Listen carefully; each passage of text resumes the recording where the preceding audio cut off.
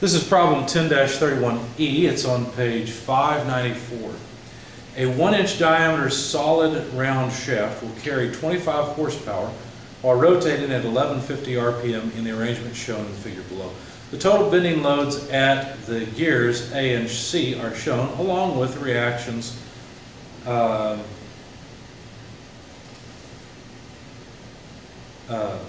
lost my place, along with the reactions at the bearings B and D. Use a design factor of 6 for the maximum shear stress theory of failure and determine a suitable steel for the shaft. All right, I'm going to copy the figure onto the board, or at least a schematic of it, so that we can deal with it. There's some type of machine element on the end, 460 pound force load applied from it on the shaft. And then at B, which is a bearing, there is a reaction that is 3 inches over from the machine element. We'll call this point A. Another 6 inches, or 6 inches more to the right, is another machine element. We'll call this point C. And there's a force of 685 pounds force applied here. And then finally 6 more inches over is our last bearing D, and there's a reaction at D. Okay, so to begin this problem, I solved for the reactions at B and D. I summed moments about B to begin, and of course it should be 0. So 3 times 460 minus 6 times 685 plus 12 RD yields RD equals 227.5 pounds force. Basically what I'm doing here, summing moments about B, 460 times 3 is the moment of that force. 6 inches times 685, that's a negative moment, and then RD is given a positive moment out at 12 inches. So that gives us RD. I'll just go ahead and write down the reaction there. Summing moments about D should yield the reaction at B, and so there's 6 inches out to the 685 pound force load, that gives us the moment of it, minus 12 inches to RB. Okay, so there's our negative load, and then finally there's a positive 12 and 3 are 15 inches to the 460 pound force load. And that's it. We've only got 1, 2, 3 loads, so we should be able to solve for RB.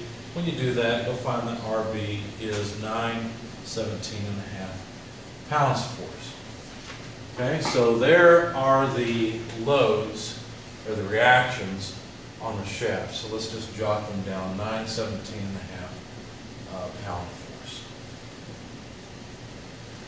Okay, now I'm going to go ahead and draw the shear and moment diagrams because I'd like to calculate stresses, and to calculate stresses I need shear and moment. So let's do it. So here's the shear diagram.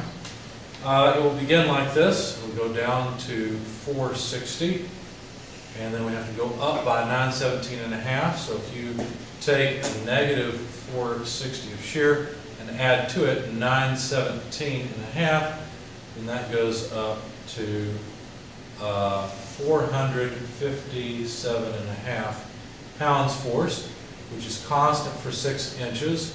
And then we have to go down by 685. That'll take it down to, not surprisingly, 227.5, which then will come back up to 0 at D. Now this is the shear in pounds force. Let's calculate the moment. Let's see, in inch pounds force. So the moment will start at 0. There's no way to have a moment at the end of the shaft. And then this negative area, 460 times 3, gives you a negative moment all the way down to 1380 inch-pounds. And then we have positive area, so 457.5 times 6 inches gives us a positive change all the way up to almost the opposite 1365 inch-pounds, and then this area is 1365 inch-pounds as well, the negative area, so that brings us back down to the axis. Okay, so there's the shear and moment diagram. Now, there's another load in the shaft that you may or may not recognize how to solve. Once you get to machine elements, you'll be able to write this equation from memory. Your author's only given it to us a couple of times. It's the power equals torque times speed over 63,000. And the purpose of the 63,000 is so that you can plug in the power in horsepower, torque in inch-pounds, and speed in RPM. What we'd like to do, though, is solve for the torque, because there's a torque load in this shaft. In fact, the machine elements are probably the two things applying load, and I would assume that that's where the torque in the shaft exists, is between A and C. Anyway, solving for the torque, it would be power over speed times 63,000. And we know that, as given, there's 25 horsepower being transmitted at 1150 RPM. So multiplying by our conversion factor will give us the torque in inch-pounds. It's 1370 inch-pound force. That's just my dividing line from the video. Okay, so basically what does this tell us? Well, the torque in the shaft from here to here is maximum. And let's see, the shear is maximum here, the moment is maximum here, so it looks like B is the critical cross-section.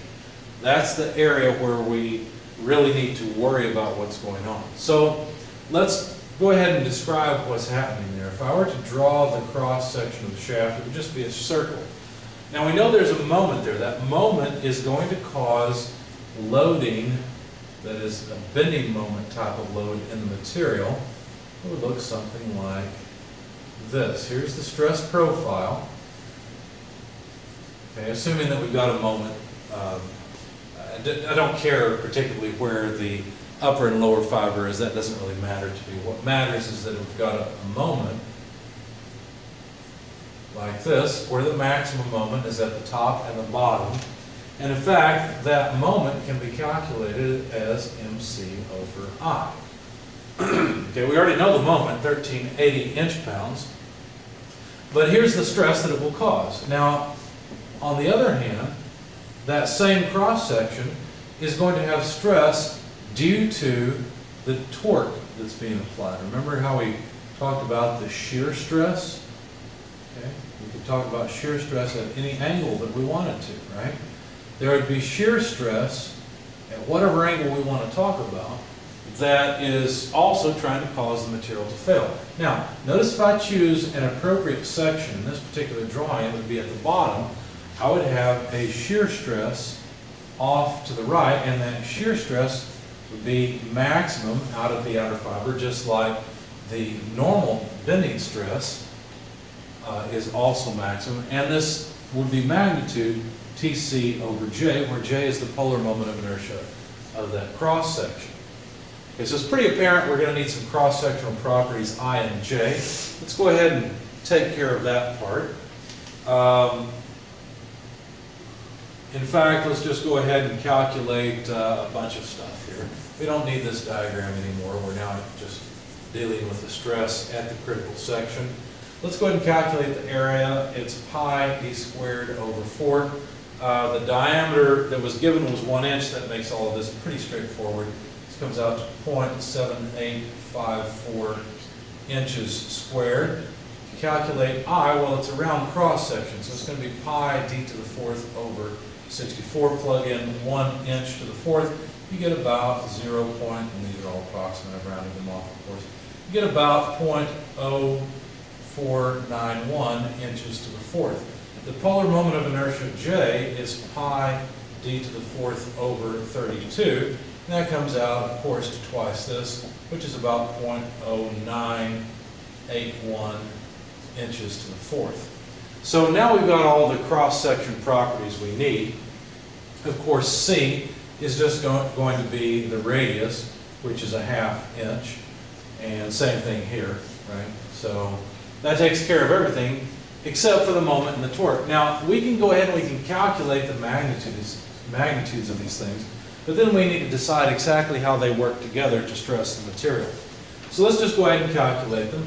The moment is 1380 inch-pounds force. C is 1/2 inch, and then I is 0.0491 inches to the fourth. Notice what we'll end up with is pounds force per square inch, or PSI.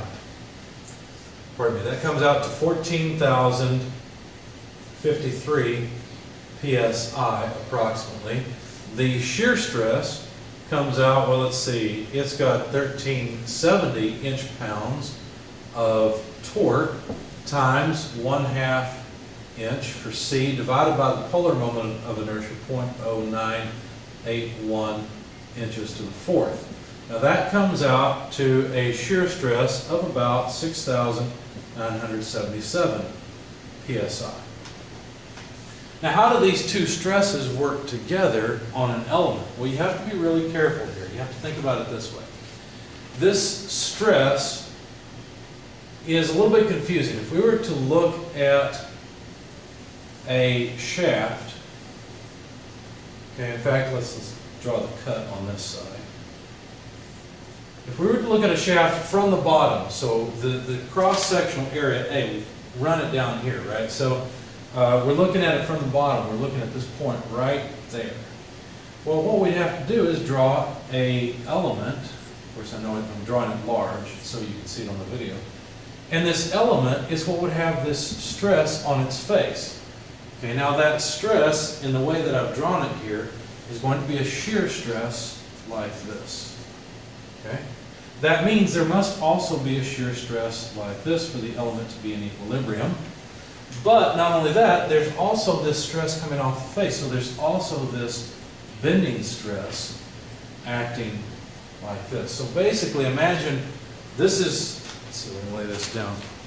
What we're doing here is we're taking the shaft, because the shaft extends off to the right, off both these. We're turning it and looking at it. We're setting it down here. So we're looking at it from this direction. That's what you see here. Okay? So that's how those two stresses act on an element. So let me clean up some of the mess and show you the element we're going to work with. So here's the element. It has shear on this side, this side, this side, and this side, as well as normal stress on this side. And notice we already know the magnitude of those two stresses. Now we're supposed to use the maximum shear stress theory. Notice there is no normal stress on these faces, or you could say they are zero. Okay? In that case, we can use the equation that's given in the text that says the maximum shear stress would be equal to the normal stress over 2 quantity squared plus the shear squared and then square root. So all we're going to do is we're going to plug in 14,053 over 2 in here and then square it. Plug in 6,977 and square it there and then take the square root. When you do that, you'll find that you get about 9,902 PSI as the maximum stress. Now understand this maximum stress could be observed at an appropriate angle. So this cut is arbitrary, right? We just cut the shaft in half. The element could be rotated at any angle. And so you'd find this maximum stress at some other angle, but that's what Moore's circle is all about. We're short-circuiting Moore's circle and not really using it. Now with a design factor of 6, what that means is that we will need a material whose stress, or whose shear stress can take at least 59,412 PSI. All I did is I took 6 times 9902 PSI. Okay. Now the stress, the design stress, is equal to the yield strength over 2. And so basically the design yield strength that we would need would be 2 times this design stress. So that is 118,824 PSI. Now when I went to the back of the book and looked for a material that could take this, I found 1040 WQT, that's water quenched and tempered at 700 degrees, that had a yield strength of 127 PSI. So that would work. There are some other materials that were possible. That's just one representative example that would work and with this factor of safety and not fail.